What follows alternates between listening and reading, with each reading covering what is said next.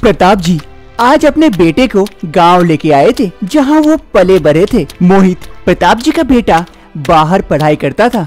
अब उसकी पढ़ाई खत्म होने के बाद वो अपने घर लौट आया था और अपने पापा का बिजनेस देख रहा था। अरे बेटा ये देखो, पहले हम लोग छोटे में यहाँ खेला करते थे। अरे पापा पहले तो अच्छा लगता होगा, यहाँ गांव, पानी, तालाब, पेड़ पौधे। अरे हाँ बेटा, बहुत मजा आता था।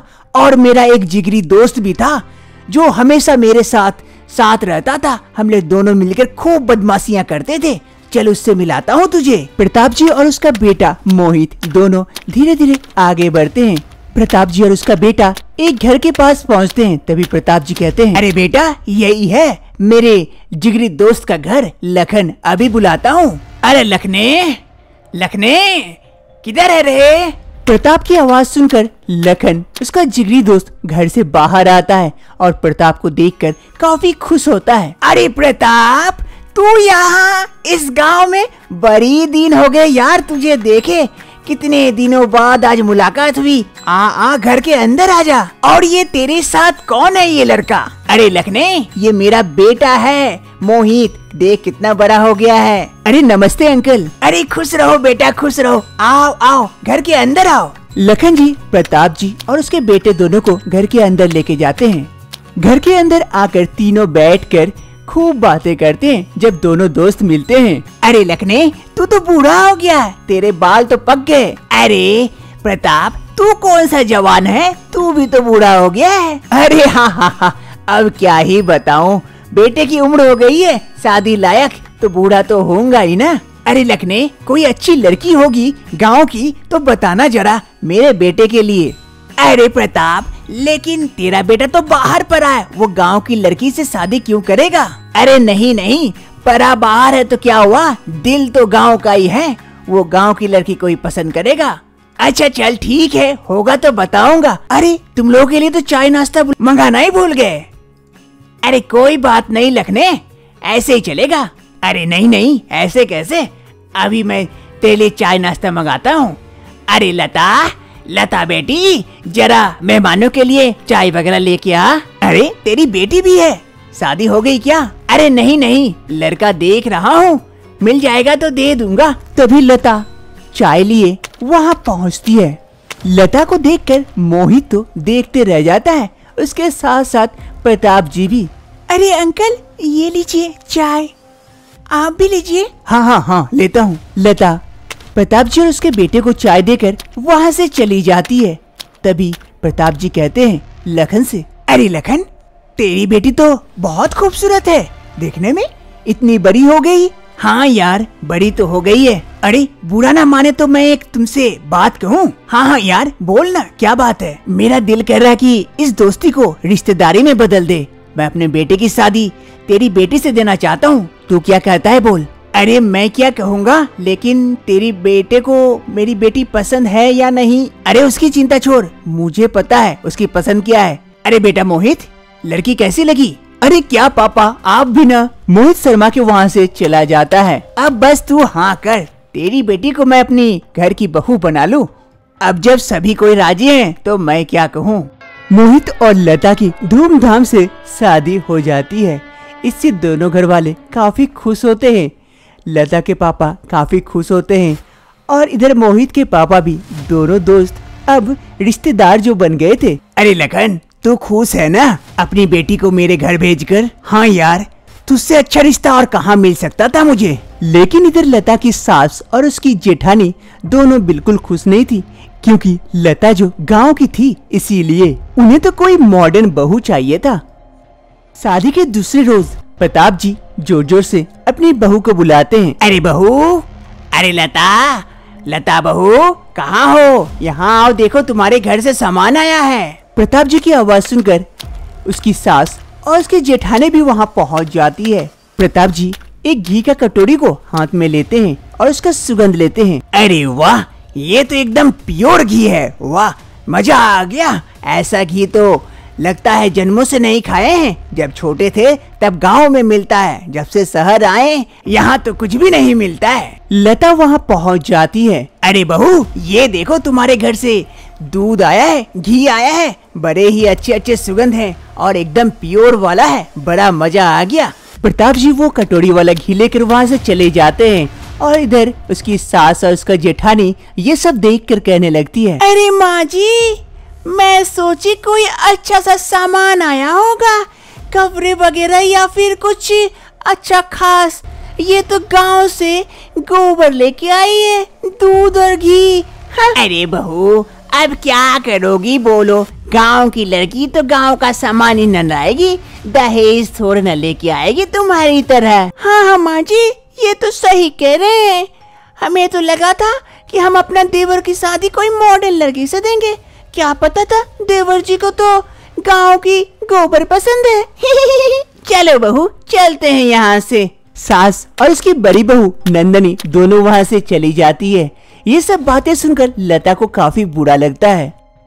लता किचन में आकर कुछ खाना बना रही थी, तभी उसकी सास और उसकी जेठानी दोनों वहाँ पहुँचती है। अरे बहू, क्या बना रही हो? वो माँ जी चावल बना रही थी और कुछ सब्जियाँ। अरे माँ जी देखना, फिर सारे सब्जी में गांव का गोबर और गौमूत्र न डाल दे उसे शुद्ध करने के लिए। अरे ठीक है बहू, बना ले बना ले। अरे मेरे लिए मत बनाना, मैं तो बाहर से ऑर्डर कर लूंगी।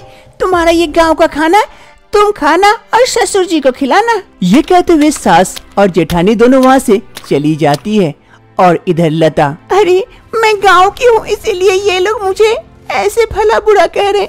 मैं कौन सा खराब खाना बना रही हूँ या कौन से गोबर डाल रही हूँ? ये ऐसा क्यों कर रहे मेरे साथ? मैं मॉडर्न नहीं हूँ, इसीलिए क्या गांव की लड़की को जीने का कोई अधिकार नहीं है? शाम का वक्त हो रहा था। लता उदास होकर कमरे में बैठी हुई थी, तभी वहाँ पर मोहित आता है। अरे लता, लता क्या हुआ, इतनी उदास होकर क्यों बैठी हुई हो? अब मैं क्या कहूँ मोहित, घर वाले मुझे हमेशा ही सुनाते रहते हैं कि मैं गांव की हूँ, मैं गोबर खाती हूँ, ये करती हूँ। मैं क्या करूँ, कैसे उनके साथ रहूंगी बोलो? मैं जितना भी अच्छा उनके साथ बनने का कोशिश करती हूँ, वो उतना ही बुरा भला मुझे कहते हैं। अरे लता, तुम गांव से हो ना, इसीलिए वो लोग ऐसा कह रहे हैं। उनकी सोच को बदलना होगा। और वैसे भी मैं तुमसे प्यार करता हूँ ना, मेरे लिए तुम तो दुनिया की सबसे सुंदरी हो। और क्या चाहिए तुम्हें बताओ? लेकिन वो जेठानी हमेशा मुझसे ऐसे बातें करती है। अरे वो भाभी का काम ही है ऐसे बोलना। वो तो एक मॉडर्न लड़की है ना, इसीलिए वो तुम्हें ऐसे बोल रही है क्योंकि तुम गांव से आई हो। तो मैं क्या करूं मोहित, तुम्हें बताओ अब। एक काम करो लता, कुछ दिनों बाद मॉडलिंग का शो होने वाला है। अगर तुम उसमें पार्टिसिपेट करती हो और जीत जाती हो तो भाभी का मुंह एकदम से बंद हो जाएगा। क्या तुम कर सकती हो मेरे लिए इतना सा? लेकिन मोहित, मैं कैसे कर सकती हूँ? मैं गांव से हूँ, कभी भी ऐसे स्टेज पर नहीं चढ़ी हूँ। लता, मन में विश्वास रखो, सब कुछ सही हो जाएगा। बाकी सब कुछ मैं कर दूंगा, तुम्हारा ट्रेनिंग वगैरह मैं सब कुछ अरेंज करवा दूंगा। बस तुम तैयार हो ना मन से कि तुम्हें ही जीतना है? ठीक है मोहित, मैं करने के लिए तैयार हूँ। मैं उन्हें दिखाने के लिए और अपने आप को साबित करने के लिए मैं कुछ भी कर सकती हूँ। दूसरी रोज लता कमरे में कुछ काम कर रही थी, तभी वहाँ हॉल में उसकी सास और उसकी जेठानी बातें करती है। अरे माँ जी, पता है हमारे यहाँ से कोई मॉडलिंग शो में जाने वाली है। क्या पता है आपको, अब तो गांव वाले भी मॉडलिंग करेंगे। अरे बहू तू छोड़ना, तेरे सिवा ये ट्रॉफी कोई जीत ही नहीं सकता। ये शायद उसे पता नहीं है बहू, अब पता चल जाएगा जब वो हार के आएगी। हाँ माँ जी, ये तो आपने एकदम सच्ची बात कही है। इतने सालों से ट्रॉफी तो मैं ही लेके आ रही हूँ, तो इस बार कौन सी बड़ी बात है? ये सब बातें सुनकर लता मन ही मन सोचती है, अरे दीदी, इतने बार तो आप ट्रॉफी लाए हैं, इस बार ट्रॉफी आएगा इसी घर में, लेकिन आप नहीं, मैं लेके आऊंगी। मैं भी दिखा दूंगी कि कैसे गांव की लड़की मॉडर्न बन सकती है। आज है फैशन शो वीक, तो सभी पार्टिसिपेट स्टेज पर आकर खड़े हो गए थे, जहाँ पर लता भी थी और उसकी जेठानी नंदनी भी थी। सभी कोई अपने हिसाब से कपड़े पहन कर आए थे अपने आप को प्रदर्शित करने के लिए, ताकि सबसे बढ़िया और अच्छा दिखे। सभी मॉडर्न कपड़ों में आई थी, लेकिन लता अपने गांव के साड़ी में पहन कर आई थी। वो अपने गांव को दर्शा रही थी। सभी लड़कियों से कहा जाता है कि वो वॉक करके दिखाए। सभी लड़कियां एक एक करके स्टेज में आती है और वॉक करके दिखाती है। अब थी नंदनी की बारी। नंदनी भी अच्छे मॉडर्न कपड़े में आई थी और वो भी वॉक करने के लिए आगे आती है। धीरे धीरे वो आगे बढ़ती है वॉक करते करते कि अचानक से उसका पैर फिसल जाता है और वो वहाँ पर गिर पड़ती है। सभी वहाँ हंसने लगते हैं। फिर नंदनी उठती है और वापस चली जाती है। अब बारी थी लता की वॉक करने की। लता पहली बार स्टेज पर आई थी। उसके मन में डर था कि कहीं कोई गलत ना हो जाए, इसीलिए वो थोड़ी सी घबरा रही थी। लेकिन स्टेज पे आने के बाद मन में एक साहस जुटाती है और एक अच्छा सा वॉक करती है, अपने गांव को प्रदर्शित करती है। और वहां पर देख रहे सभी दर्शकों और जजेस को ये दिखा देती है कि कैसे गांव की लड़की भी मॉडर्न बन सकती है और वो भी रैंप वॉक कर सकती है। वॉक करते करते लता वापस चली जाती है। सभी कोई स्टेज पर खड़े हुए थे। सभी के मन में डर था और एक विश्वास भी था कि वो जीतेगी। उन सभी के बीच खड़े थे बहुत ही बड़े बिजनेसमैन जो कि आज अनाउंस करने वाले थे विनर को। हमारे आज इस फैशन शो वीक के विनर हैं लता, जो कि अपने गांव को प्रदर्शित की है और ये दिखा दी है कि गांव की लड़की किसी शहर की लड़की से कम नहीं है। अगर वो ठान ले तो वो भी एक मॉडर्न लड़की बन सकती है। Congratulation Lata. Thank you sir. वहाँ पर भाग लिए सभी पार्टिसिपेट का मुंह लटक जाता है। लता खुशी से नहीं समा पाती। तभी लता को एक बड़ा सा कप दिया जाता है प्राइज के तौर पर कि वो आज की विनर है। लता ये कप पाकर काफी खुश हो जाती है। बगल में खड़ी नंदनी को ये काफी बुरा लगता है। वो अपनी हार को और सहन नहीं कर पाती है और वहाँ से चली जाती है। सभी कोई घर में थे। तभी लता और नंदनी दोनों घर आते हैं। कप लता के हाथ में था। ये देख उसकी सासू माँ कहती है, अरे बहू, मुझे पता था कि इस बार भी तुम ही जीतोगी। अरे बहू, नंदनी ये कप उसके हवत में क्या कर रहा है? तुम अपने हाथ में लो, तब तो अच्छा लगेगा। अरे माँ जी, और कितना बेइज्जती सहना पड़ेगा। वहाँ पर मैं नहीं, ये लता जीती है आज ये फैशन शो में। क्या ये क्या कह रही हो बहू? ये गवार लड़की वहाँ फैशन शो में जीत गई? ये बात सुनकर मोहित जल्दी से सीढ़ी से उतर आता है और लता के पास जाकर कहता है, कांग्रेचुलेशन लता, मुझे पता था कि इस बार तुम ही जीतोगी। मुझे विश्वास था और आज तुम मेरे विश्वास पे कायम हुई। गांव से आई हुई लड़की कभी गवार नहीं होती। अगर वो ठान ले तो वो भी मॉडर्न बन सकती है। जिस प्रकार लता ने ये ट्रॉफी जीतकर घर वालों के बोलती बंद कर दी। अब से लता को कोई भी गवार या गांव की लड़की नहीं कहते हैं। अब से लता खुशी खुशी घर में रहने लगती है। पंकज एक लकड़हारा है। वो कड़ी मेहनत करके जंगलों में जाकर लकड़ी काटकर बाजारों में बेचकर उसमें से कुछ पैसे मिल जाते हैं, जिससे उसका घर का गुजारा हो जाता है जैसे तैसे। आज वो लकड़ी काटकर घर आता है। अरे गंगा, गंगा कहाँ हो? मैं थक गया हूँ, जरा पानी पिला दो। पंकज लकड़हारा की पत्नी गंगा खाना बना रही होती है। वो तुरंत जाकर एक गिलास पानी पंकज के लिए लेके आती है। ये लीजिए जी पानी। अरे गंगा, अब मैं क्या बताऊं, यहाँ इतनी मेहनत करता हूँ लेकिन बाजारों में बेचकर फूटी कौड़ी मिलती है। कौड़ी के भाव बिकते हैं ये लकड़ियाँ और घर तो जैसे तैसे चल रहा है। सोच रहा हूँ शहर में जाके कोई काम धंधा देखता हूँ, इससे अच्छा ही कमा लूंगा। हाँ जी, ये तो आप सही कह रहे हैं, लेकिन शहर में आपको काम कौन देगा? आप तो कभी शहर गए नहीं है। अरे मिल जाएंगे। एक दो दिन घूमूंगा, कहीं न कहीं कोई नौकरी जरूर कर लूंगा। इससे तो बेहतर ही कमाऊंगा। हाँ जी, इसमें तो आपको कड़ी मेहनत करनी पड़ती है और हमारा घर भी उतने अच्छे से नहीं चल पाता है। मैं क्या सोच रहा था कि कल सुबह ही निकल जाता हूँ शहर के लिए। कुछ पैसे हैं, उसमें से तुम्हारा कुछ दिनों तक गुजारा चल जाएगा। तब तक मैं शहर से कुछ पैसे कमा कर आ जाऊंगा। गंगा को पंकज की शहर जाने की बात से थोड़ी सी दुखी तो होती है, लेकिन मन में खुशी भी होती है कि वो इतने करीब मेहनत करने से बच जाएंगे और वहाँ शांति से कुछ पैसे भी कमा लेंगे। गंगा दुर्गा माँ की बहुत बड़ी भक्त है। वो हर समय मन में दुर्गा माँ को याद करती है और घर में उसकी पूजा अर्चना भी करती है। आज पंकज शहर जाने वाला था, उससे पहले गंगा दुर्गा माँ के पास उनकी पूजा करती है। हे दुर्गा माँ, पंकज का ख्याल रखना और शहर में एक अच्छी सी नौकरी दिला देना। जय हो दुर्गा माँ की। अरे गंगा कहाँ हो, जल्दी आ जाओ, मुझे जानी है, बस छूट जाएगी। हाँ हाँ बाबा, आ रही हूँ।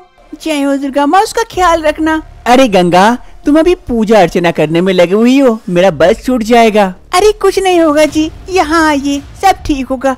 मैं माता का सिंदूर आपको लगा देती हूँ। फिर गंगा आकर माता का सिंदूर लेकर पंकज के सर पर टीका लगा देती है। ठीक है गंगा, तो मैं चलता हूँ, तुम अपना ख्याल रखना। ठीक है जी, मेरे ख्याल रखने के लिए मेरी दुर्गा माँ है। आप बढ़िया से जाना और अच्छे से जाकर वहाँ जाकर पत्र लिखना। ठीक है, जरूर लिखूंगा। अब मैं चलता हूँ, वरना मेरी बस छूट जाएगी। हाँ ठीक है। फिर पंकज वहाँ से निकल पड़ता है शहर की ओर और गंगा अब घर पर अकेली हो गई थी। गंगा घर पर अकेले थी, इसलिए ज्यादातर समय वो अपनी दुर्गा माँ की पूजा करने में ही बिताती थी। जय हो दुर्गा माँ की, जय हो। माँ, अभी तक पंकज ने कोई पत्र नहीं लिखा, अब मैं क्या करूँ? अभी तक कोई खबर नहीं दी है वो। गंगा पंकज के लिए थोड़ी सी परेशान हो रही थी। वो प्रेग्नेंट जो थी, उसे पंकज के लिए चिंता हो रही थी। शायद वो काम में बिजी होंगे, वो नहीं लिख सकते तो क्या हुआ, मैं तो लिख सकती हूँ ना, मैं पत्र लिखती हूँ उन्हें।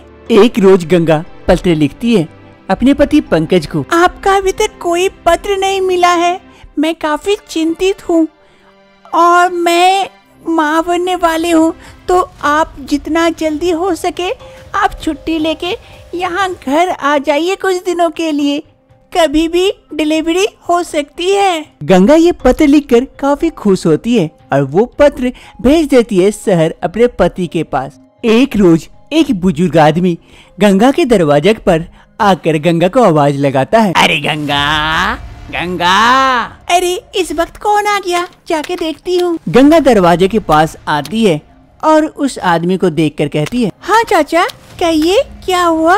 अरे गंगा, ये लो तुम्हारा शहर से पत्र आया है।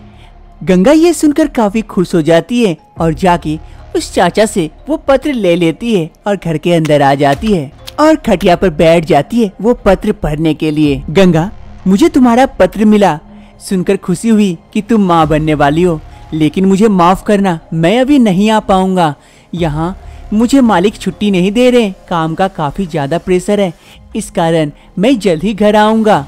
तुम अपना ख्याल रखना और यहाँ मैं ठीक हूँ, तुम्हें चिंता करने की कोई आवश्यकता नहीं है। गंगा ये पत्र पढ़ने के बाद थोड़ी सी दुखी तो होती है, लेकिन मन में खुशी भी थी। अरे कोई बात नहीं है, जब छुट्टी मिले तब आप आना, मैं अपना ख्याल रख सकती हूँ और मेरी दुर्गा माँ है ना। जय माँ दुर्गा। एक रोज गंगा सुबह सुबह दुर्गा माँ का पूजा कर रही थी। गंगा का 9वां महीना चल रहा था, जिस कारण गंगा को उठने बैठने में काफी दिक्कत हो रही थी, लेकिन वो अपना पूजा पाठ करना कभी नहीं छोड़ती है। जय दुर्गा माँ, जय हो दुर्गा माँ। माँ, आज काफी तकलीफ हो रही है और यहाँ पंकज भी नहीं है, तुम मेरा ख्याल रखना माँ। गंगा पूजा करते करते अचानक से वहाँ गिर पड़ती है। उसका पेट में काफी जोरों से दर्द स्टार्ट हो जाता है। माँ, मेरे पेट में दर्द हो रहा है माँ, मैं क्या करूँ, मुझे कुछ समझ में नहीं आ रहा है, कोई नहीं है यहाँ बचाने वाला। माँ, तो मेरी रक्षा करना माँ। जय माँ दुर्गा की जय हो माँ। गंगा का लेबर पेन शुरू हो गया था, उसे काफी तकलीफ हो रही थी, लेकिन उसके पास अभी कोई नहीं था, न उसका पति न ही कोई।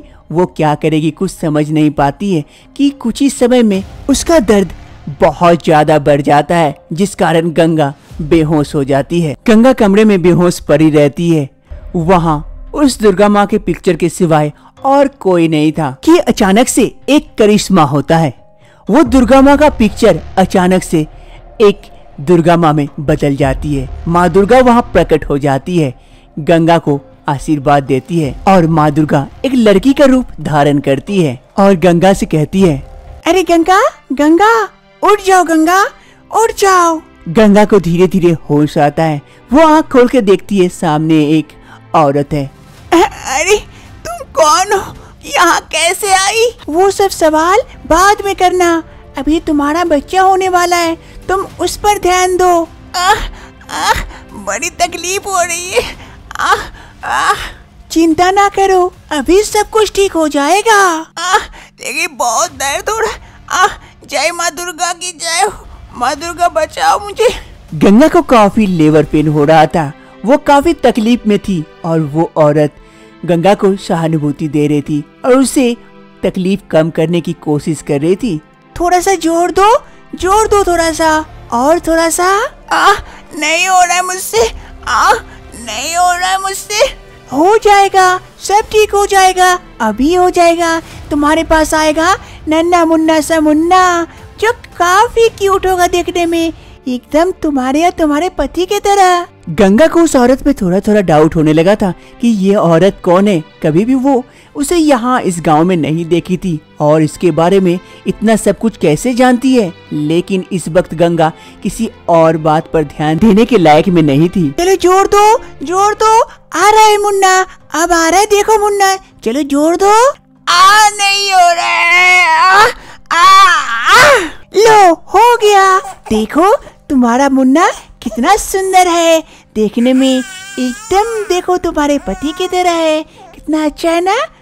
गंगा उस हालत में नहीं थी कि वो अच्छे से सब कुछ देख पाए।